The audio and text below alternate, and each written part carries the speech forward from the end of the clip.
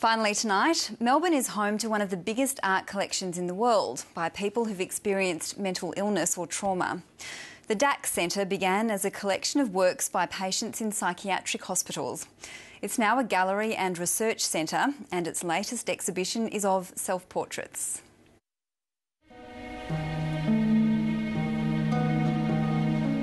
Oh, that's horrible. Get me away from it, please. Graham Doyle is an artist, poet and performer. I have no idea how people would react.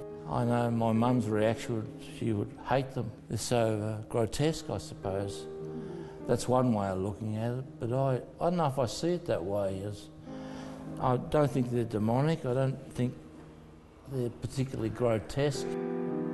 Graham Doyle began drawing at the age of 11 and has never stopped. Just piles in my spare room. I'm drowning. Oh, I'm drowning in my own work. Drowning in my own blood, sweat and tears. As a young man, he had a breakdown and was repeatedly hospitalised. And a self-portrait is obviously deeply personal. Mm-hmm. Is it hard to share them with the public?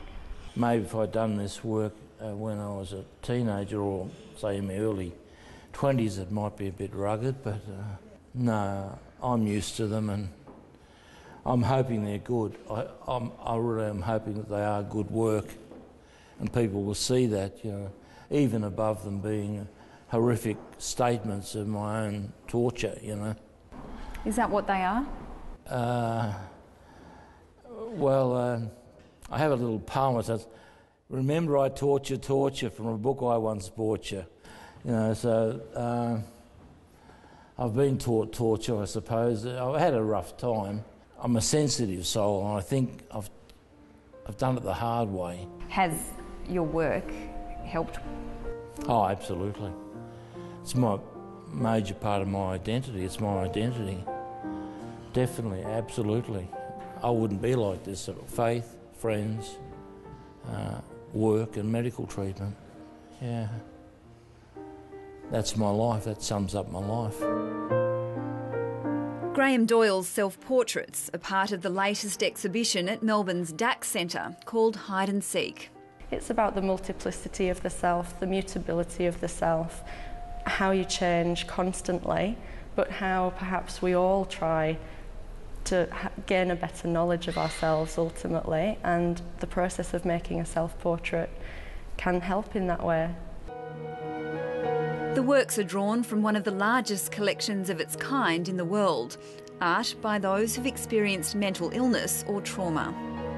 Certainly in Victoria we've got to move even further into the community. The original collection was put together by psychiatrist Dr. Eric Cunningham Dax, who introduced art therapy into psychiatric hospitals in the 1950s. And so when those institutions were being shut down in the 80s, the artworks that had been produced in them, they were really going to be discarded. He saved around 8,000 of them. The exhibition includes creative works by patients from those institutions, alongside artists who've donated their work to try and educate others.